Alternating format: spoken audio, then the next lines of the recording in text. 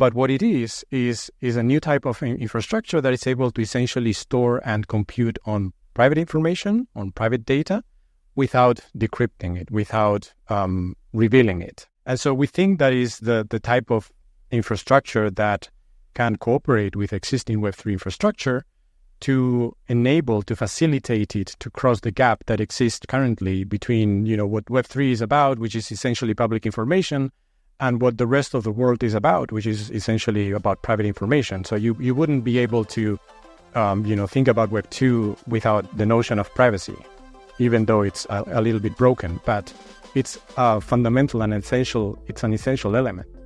And so we think that this combination, this combo of the blind computer, which is the name of this infrastructure, and blockchain technology can facilitate or enable blockchain technology to go beyond its current limitations.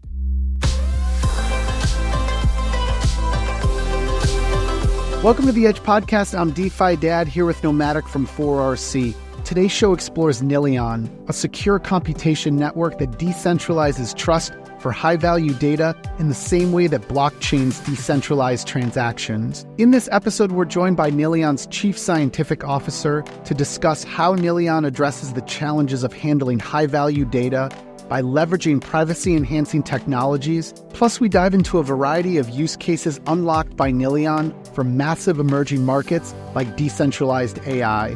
But before we do, just a quick word from our sponsors who make the Edge podcast possible.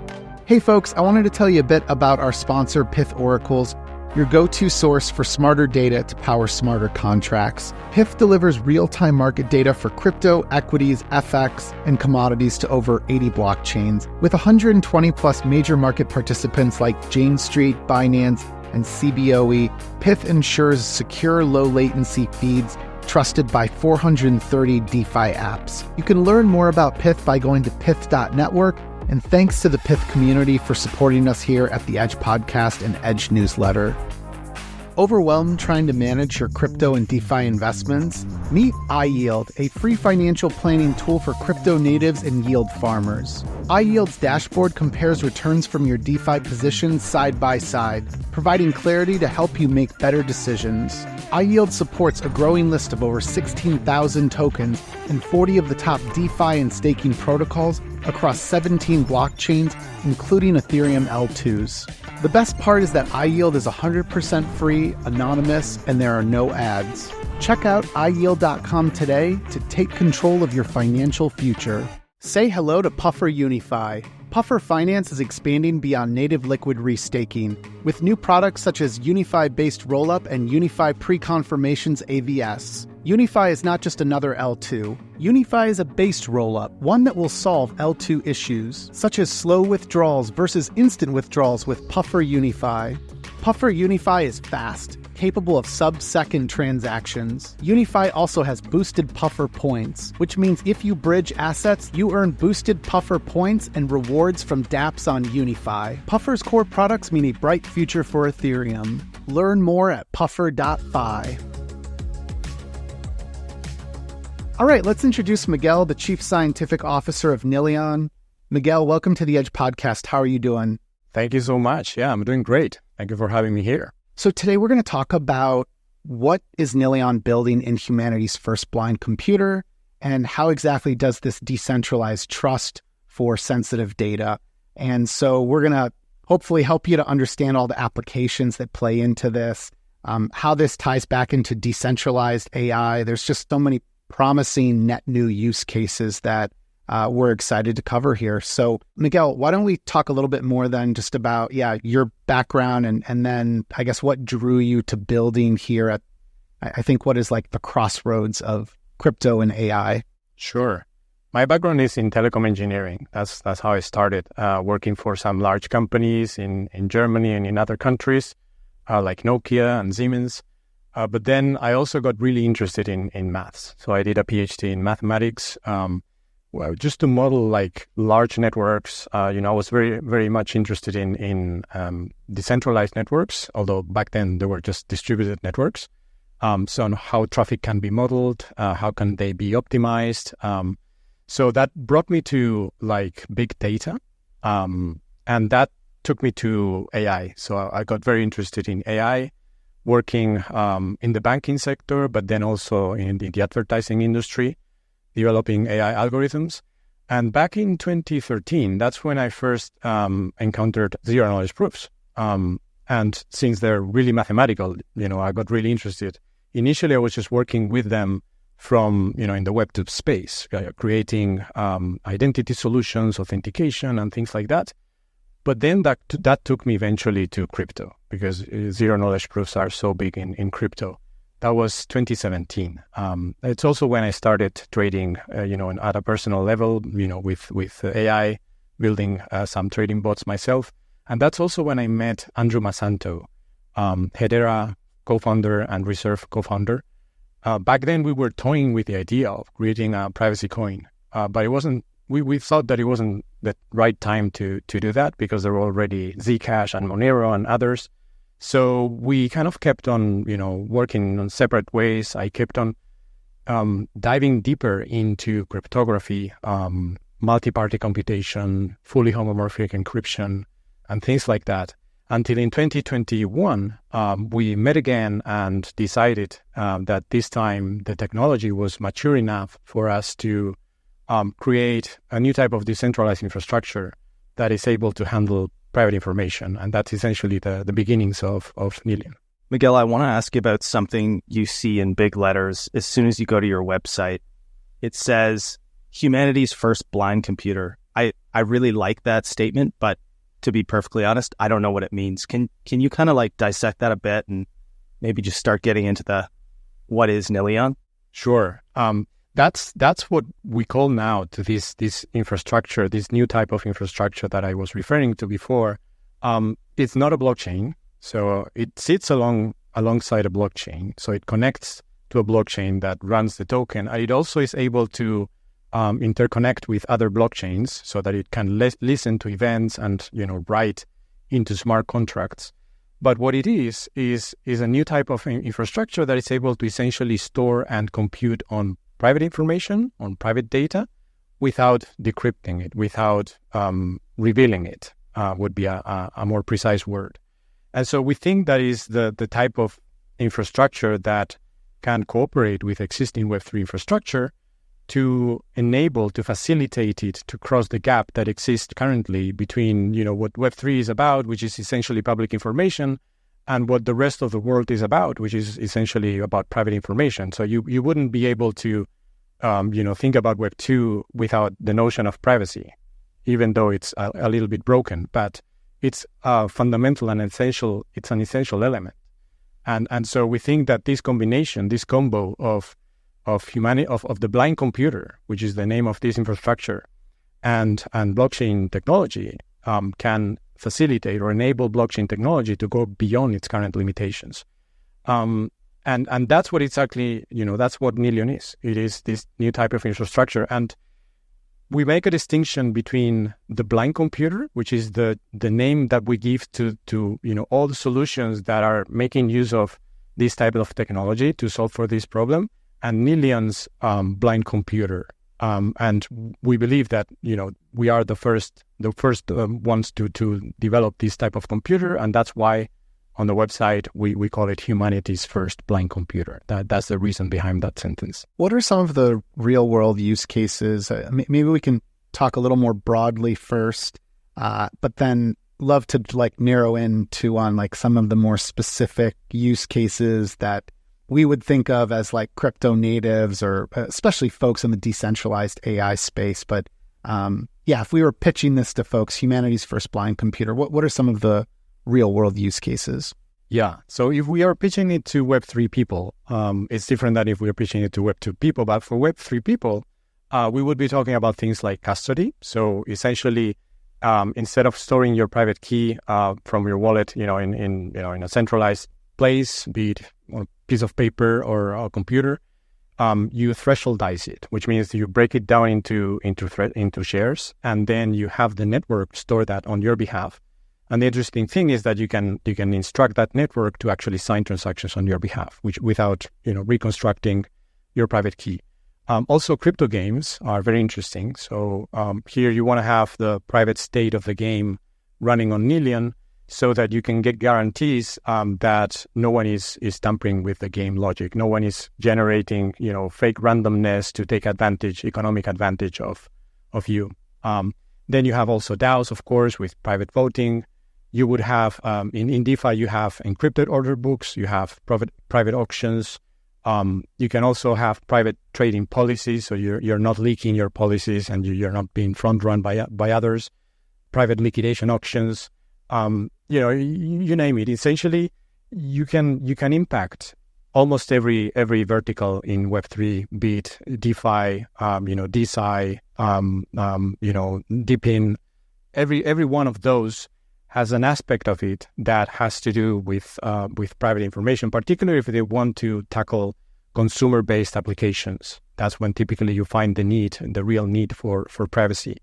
And any use case, kind of filling or kind of following that pattern will need something like a blind computer. About Web2 cases, the angle is a little bit different. Here you're talking about all the private information you have on Web2. Think about wearables. Think about utilities, dating apps, healthcare, insurance, transport, government. You name it. Like there's a ton of applications. All of them have, personal information, private information, sensitive information. And the idea here is to port those into Web3 rails. So you wanna have the benefits of decentralized infrastructure, but without renouncing to that privacy. And what you end up with is it's a number of use cases around, for example, storing that personal information on a decentralized database, but then being able to actually run analytics and allow third parties to gain insights from your data, but without actually having access to your data, because all the computations are run, with privacy-preserving guarantees, as opposed to what happens right now, which is that companies actually have access to your data and can control that data behind your back. Here, you retain full control of your data, but nevertheless, you can obtain benefits. You can earn money or tokens from third parties, letting them run those analytics. That naturally extends to AI. So initially, those analytics may be very simple, but they could, and actually, we have people building AI type of analytics, and also it naturally extends to AI agents. So now you have, your AI agent that is trained on your data, or is kind of it's making use of contexts in your prompts that are private, that are personal, that contain information that is sensitive. It's those agents are run on our platform so that you can have the guarantee that no one has access to that information. It's also interesting to mention, of course, health, finance, tax, wearables, and all that. But it's also interesting to mention a new type of use case that I don't think Web2 has, which is a use case that enables institutions or companies to collaborate without sharing information. For example, in a supply chain, you have a lot of companies. They're kind of collaborating, but they're competing as well. So they don't want to share all the information they have. But the things that one company does can impact the other companies that are further down the line. So with this, again, you can optimize the whole supply chain by sharing enough, by computing without sharing information, so that you can optimize for it, for example, and prevent rupture of stock and things like that. Also, you can do that for anti-money laundering things, so whereby banks cannot share information, but or fraud detection, but they want to help their customers be protected against fraudsters. And now with this technology, they don't need to share that information in order for that protection to be put in place. You have any set of companies like telcos, hospitals, and things like that would benefit from this collaboration, from these collaborative use cases that you can now tackle with this technology. Yeah, I feel like the sandbox of kind of new use cases is much larger than I was initially thinking. But I think what you're saying there at the end is just like a great example. Like, I think of all the legacy companies, especially in like the financial sector, they're kind of siloed, walled gardens, don't really work or function together well. But this type of technology could really kind of, I would think, open up those communication pathways a bit. One other thing that I thought of with what you're saying earlier, just kind of like a personal issue I went through. This big Lastpass data breach. I don't know when it was. Maybe it was like, I don't know if that was 2023, but I was a Lastpass user and I remember scrambling for a few days to try and port everything over to a different provider. And this kind of got me thinking about that, and just kind of curious if Nillion can offer any alternative solutions to some of that, like, call it legacy tech that we're still all sort of reliant on in this Web2 world. Oh yeah, that's a great question. It can and it does. The problem with Lastpass and other Web2 kind of solutions is that you can do essentially three things with information. You can transfer it, you can store it, and you can compute on it. And we know how to do two of them with encryption. So you can transfer it while encrypted, you can store it while being encrypted. But if you want to compute on it, you need to decrypt it. That means that the encryption keys that you're using for storage, for example, to store all your passwords, they have to be available to the service provider. And that is a major security problem, right? Because in essence, they have the keys that unlock all those secrets. That is a form of what we call centralized privacy, because you still have trust assumptions around the safekeeping of that key, all those cryptographic keys. And that is the reason why these systems get hacked, because essentially hackers look for the places where those keys are stored, then they use them to decrypt information, and there you go. You have like a huge problem. Now, what Nillion offers is decentralized privacy, which means that you remove that trust assumption from having to store the key in a centralized place. So it's not that we don't use encryption. So we use a combination of privacy-enhancing technologies. One of them is encryption, but the encryption keys are never stored in a central place, and of course not by the service provider. They're stored in the network in decentralized form. So if you were to attack the system, you would essentially have to break into all of the nodes in the network to be able to have access to those keys. That provides a much stronger security notion, and it is essentially removing that central point of failure that pertains to the storage of the key in a centralized place. So to answer your question, yes, that would be solved with Nillion, because we never store the secrets in a single place, but it's stored across the network as a decentralized secret. So Miguel, something else we're hearing about a lot again is quantum resistance. I think Google put out the Willow piece about their new quantum computer, and I think it spooked a lot of people initially in the industry. So I guess just because that's topical, curious how somebody like Nillion is kind of thinking about this going forward. And then maybe this is like an opportunity to kind of dive deeper into the tech stack. I think one thing you alluded to earlier, which I like, is within the crypto space, it can get sort of tribal between like, oh, we're a ZK team. Oh, we're an FHE team, fully homomorphic encryption. Oh, we do MPC, like multi-party computation. And it sounds like you guys are just like, hey, we're just going to pick and choose any of these and use them kind of where they fit. Does that make sense? And yeah, maybe just kind of elaborate more on this tech stack that you're building. It does. I think because traditionally those communities have been different in the research domain. They are siloed indeed. So you have like ZK P maxis and MPC and then FHE maxis, and they're completely different communities. Sometimes they publish in different journals, and then that maps into crypto. So whenever you have an FHE project in crypto, typically they wouldn't, they would kind of attract a certain type of also audience and fans and a kind of community. Nillion is all about breaking those silos and connecting them. It's very similar to what privacy does to other silos. We were talking about that in Web2, right? People, companies were siloed, and the same for blockchains actually. So we think that privacy has the ability to kind of connect those silos, but also the way you implement privacy, which has been siloed, as I mentioned before, can also be connected. And that's essentially what Nillion is about. So we don't think that there is a single winner in this race. We don't think that there's going to be a silver bullet that is going to elbow out the rest of the privacy-enhancing technologies, be it ZKP or FHE or MPC or whatnot.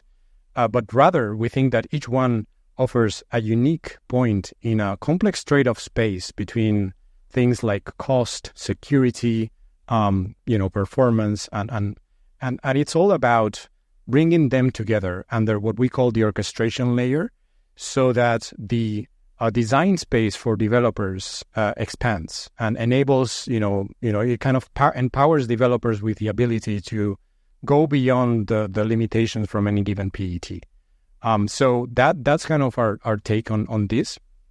And now you were talking about quantum resistance. That plays into this trade-off space that I was talking about. It is true that it's a very important topic. Most importantly, recently it's been really brought into the attention of the public domain. And fortunately, there are privacy enhancing technologies that are quantum resistant.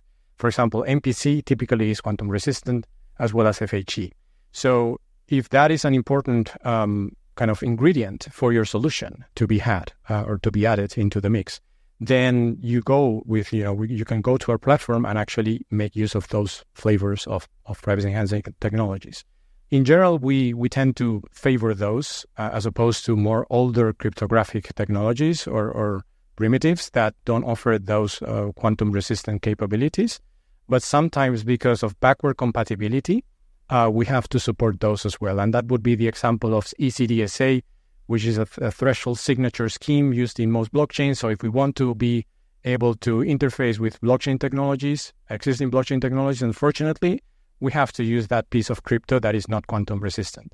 But otherwise, for, when there's a white space in terms of, freedom of choice of technologies, we lean on the quantum resistant ones because we know that the future is going to be quantum. So we better get ready and prepare for that. This episode is brought to you by Mantle, the ultimate Ethereum L2 for builders. With over $2.16 billion in TVL, Mantle powers multi-billion-dollar yield-bearing assets like CMETH and FBTC, driving sustainable growth and capital efficiency. Plus, Mantle offers a unique reward station for airdropping different tokens to MNT holders, including one ongoing campaign for 4 million Athena tokens and another for 570,000 Eigen. To learn more, go to mantle.xyz, and thanks to Mantle for supporting us at the Edge Podcast and Edge newsletter. Miguel, who would you call out as your target users for Nillion, or maybe your customers? I think we are an infrastructure project, right? So the target users would be developers. And I think we can distinguish between two types of developers. One is the Web3 developer that is, has been developing solutions on existing blockchain technologies and requires, for some reason, manipulating personal or private information. That's where it becomes interesting, all these, interoperability capabilities of our platform, the ability to tap into existing blockchains, listen to events and write back to them. But then you have this other category of developers, which are kind of more Web2 developers. They've been always wanting to develop on top of decentralized infrastructure, but until now, they haven't been able to do so because they didn't have the privacy guarantees that they need, because they have a Web2 mindset. They're thinking about consumer applications that typically, manipulate personal information. And this time, for the first time, they're able to, develop Web3 applications on top of our platform. And it's actually very interesting to see how different those two mindsets are from the developers' perspectives. The Web3 developers are very deep into cryptography and protocols and kind of backend technology. And the Web2 developers are more focused around usability, UX, and also product market fit and kind of making revenue and things like that. So it's really interesting to get to work with those two different types of developers, which hopefully one day will become one. Given the developer model, I guess, how would you explain Nillion? I don't want to use the word monetize because, in our space, we see these really intricate designs for incentives. And so, if someone said, how does Bitcoin monetize? You walk them through the incentives of how the network runs and all the different participants. So maybe at a high level, you talk us through the incentives that power Nillion. What is going to make Nillion sustainable as infrastructure? So maybe I could start by saying that I don't see how this could ever work without a token. Imagine like you have nodes, right, for operating a blockchain, but you also have nodes operating the blind computer side of it, which we call the PETnet. You have developers, you have then users from those developers. There's like a huge on wide ecosystem, and then you have the needs to kind of develop and implement different protocols, different privacy enhancing technologies. Each one is very complex and has its own community, and so you have to incentivize ideally also cryptographers to contribute to the platform. There's no way you can do that unless you're have like a treasury of billions of dollars, unless you make them participate, unless you make a public utility, which is what Nillion is, where you use a token to align the incentives of all those stakeholders and participants. And also you need to use the token as part of the security guarantees, for example, in what regards to slashing. So the cryptographic protocols, some of them are able to identify whenever there are bad players in the network, but you then need mechanisms to make that count and to prevent them from doing that in the future. And that requires slashing, which requires staking, that requires a token. And it also is, I think, an interesting value proposition for developers not to have to worry about payments at all, not to have to incorporate, a payment rail or our payments processor, but just use the token for their users. So for all these reasons, security purposes and to power the incentives behind the token economics, I think this could only work with a token, and that's the reason why we plan on launching one. So Miguel, something else I've been thinking of, and this was kind of triggered with the incentive discussion we just had, but bootstrapping something like this, it to me, it's almost a bit of a chicken and egg problem. And the reason I say that is because you're dealing with very high value sensitive data. So how do you make people comfortable with their most treasured asset out of the gate to all of a sudden trust Nillion, which doesn't, right now have lindiness or a track record of success yet, even though the team sounds very highly decorated. But yeah, how do you kind of get over that hurdle of like, hey, trust us with everything that's important and vital to you, and it'll be all safe? Well, that's a great question. It all begins with the protocols, the cryptographic protocols. They are all peer-reviewed and done in collaboration with reputable institutions, highly reputable universities, and also companies like Meta. But I think the most important part is the code base that is open source. I think that's a must-have. Like it's a necessary ingredient so that anyone with sufficient knowledge can inspect the code themselves. And that also helps, by the way, to keep it safe, because that's the way vulnerabilities are mostly found by the community members who want to dive deeper into how the protocol is implemented. And so the end result is that you have a protocol that is more secure, a solution that is transparent, that is completely open to the public for them to review and actually contribute to if they want to. And the end result is that everyone is happy. And of course, private audits are also part of the process, but there wouldn't be enough. There has to be this open source component, which I think is the key. Egg, a quite astonishing commodity, the cause of your desire. Egg, which fills the inner void. Egg. Eggs are pretty epic, but you know what's more epic? Paying for them with crypto. Borrow, earn, and now pay with Moonwell. Bitcoin Layer 2s are everywhere, but Goat Network is different. We're the first to use decentralized sequencers, letting both Bitcoin and Dogecoin secure our network while earning native yield. No nonsense, just your assets working smarter. Our early supporters got it, with over 8 million committed in December alone and already earning returns. Next up, mainnet launch in Q1 of 2025. Goat Network, where Bitcoin scaling meets real yield. Visit goat.network, get involved, and start earning sustainable yield.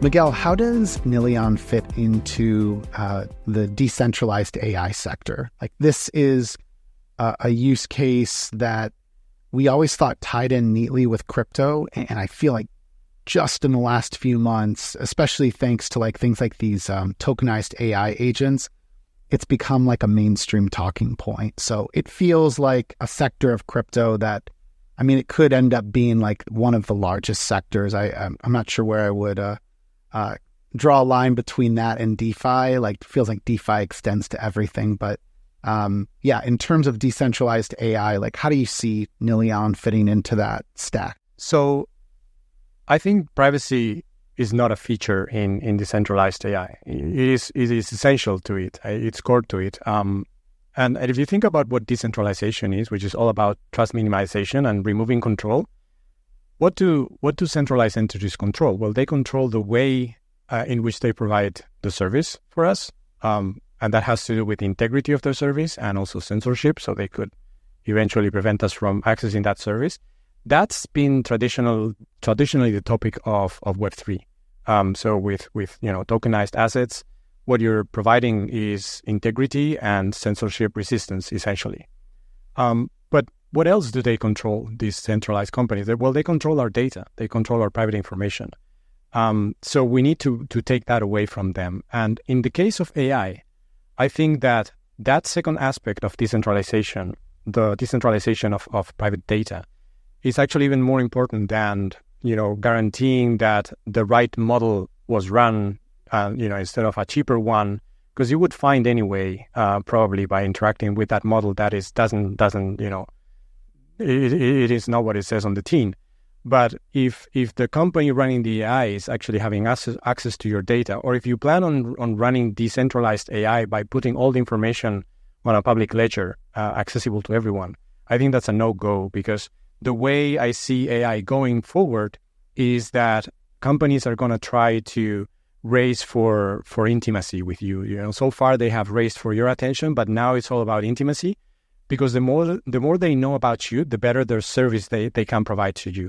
And they can provide you services like a tax advisor, financial advisor, health advisor. All of that requires that AI to actually know you from the inside out. And I think that's the way AI is going to evolve with agents. For that reason, we believe that there's no notion of decentralized AI if you just focus on the verification part of it and being able to verify that the right model was run instead of something else. I think that you also need to add, and most importantly, you need to add this private part. You need to guarantee that the infrastructure, decentralized infrastructure, is not making public that information that is so sensitive and so valuable to you. So to answer your question, the role that Nillion plays within that landscape is essentially to become that infrastructure, that decentralized infrastructure that is able to provide you with both, with the guarantees around the integrity, but also, most importantly, the guarantees around the privacy of all that sensitive data that is going to go into the agent. Miguel, maybe you can kind of answer where Nillion is in building out this infrastructure. Like, I'm actually unsure right now what the roadmap is. Like, I'm not sure, are you on testnet now? Have you launched mainnet? Are you kind of in that in-between phase? And then also, if you could kind of fill in for our audience, kind of some of the teams that you're working with already, some of the partners that are maybe starting to onboard with Nillion, that would be awesome. So we are, we've raised 2 rounds, 50 million in total. We have a testnet, and we're about to deploy the mainnet within like really soon. So the kind of our roadmap has looked like the first 2 years we were heads down creating this infrastructure, because it is unlike any other infrastructure you find in Web3. So we couldn't just take off the shelf components and kind of connect them, and that's all. We had to many times create them from scratch. So that takes time. That's been the first 2 years. The third year has been all around community. So we have like this program with almost 500,000 verifiers that make sure that the integrity of the data is maintained. We have node operators for the blockchain and for the Nillion blind computer.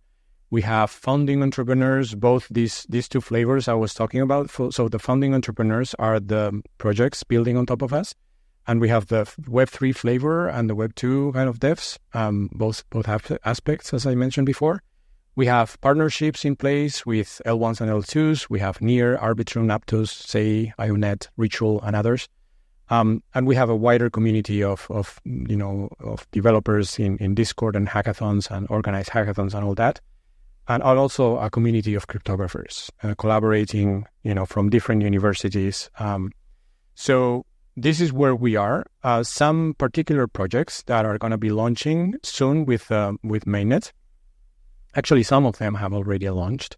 So Zap is an interesting project, essentially about using agents to teach languages. They are already live, and within the first week, they already have 30,000 users, which is amazing.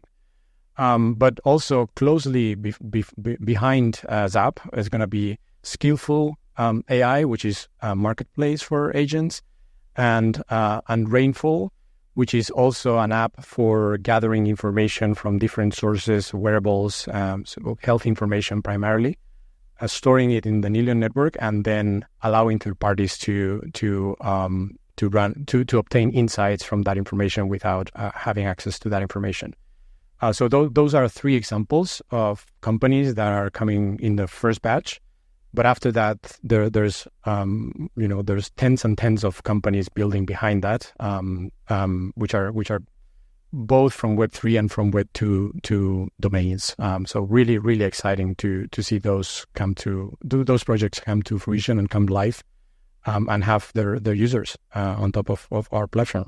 For all of the companies or protocols networks that Nillion is working with, taking a step back to Web2 for a moment, are there any companies that you'd call out that maybe Nillion would partner with or work with, or even potentially compete or disrupt? Like, I guess, like who do you think of? Like, I'm almost going back to like an investor pitch, like that you would have given, hopefully not too long ago. So on the collaborative side, we have those companies which could benefit from the collaborative solutions that we were talking about before. So those are telcos. We are in conversations already with some of them. Also banking, financial institutions, also healthcare related companies. All of them are very interested for different reasons. For example, health companies are interested in merging information from different patients from different hospitals to be able to fight cancer, to kind of come with cures for cancer. And right now they cannot merge that information and get insights because of data protection issues. So all of those companies would benefit from our solution. And we're in conversations with many of them. Also on the collaborative side, but this time more on the infrastructure side of things, companies like NVIDIA, developing hardware, are very interested in general. Also, Meta are very interested in general in coming up with ways to provide services without exposing customer information or without having to have access to that information. So, for example, one of the innovations that we did in AI was done in collaboration with Meta. It was about accelerating AI inference in a privacy-preserving way so that you can run inference on AI models without sharing your prompts. And that was done with them. Now, on the competitive side, I think that we are competing with the custodial side of companies. Any company holding customer information that is, in theory, that is something we are against. We don't think that's a necessary requirement for any company to give you with, to provide you with a service. We think that's a fabricated need that favors companies because it favors their business model, built around, having access to your information, even sometimes selling it behind your back. And they have made us believe that there's no other way, that if you want to make progress and you want to use the newest tech, you have to give more and more of yourself. You have to share more information about yourself. There is no other alternative. There is no other way. Well, that we don't believe that's the case. We know that's not the case, actually. So we are against all those companies, but not in a direct way, because what we're providing is an infrastructure on top of which other developers can build companies that those would be the companies directly in competition with the existing incumbents. So what we provide is this foundational layer on top of which you can build, the new, Airbnb that doesn't have to have access to personal information, or, name it, you name any Web2 company that has access to your information that could be disrupted by this technology, by a company building on top of our layer or of our infrastructure. Miguel, thank you so much for joining us. I think this is a great place for us to start to wrap up. So I want to remind our listeners they should learn more about Nillion by going to nillion.com. They should follow Nillion Network on X or Twitter. Follow Miguel's personal handle here. It's Miguel_DE_VEGA. We'll put that all into our show notes too, so you can easily reference it. Miguel, just total pleasure to have you on the show. I think that this was an important catch up for Nomadic and me. We were personally wanting just to dig more into Nillion. It's an enormous primitive, I think, that you're bringing to the space. It's really important to all of these applications of decentralized AI, but also for obviously preserving our privacy. So, any final word in terms of how we can get more involved in the project, or like any call to action for folks that want to get more into the Nillion community? Sure. So if you are a developer or are interested in the development side of things, we have documentation that you can access on docs.nillion.com. You can also enter our be part of our Discord community. That's where most technical conversations take place.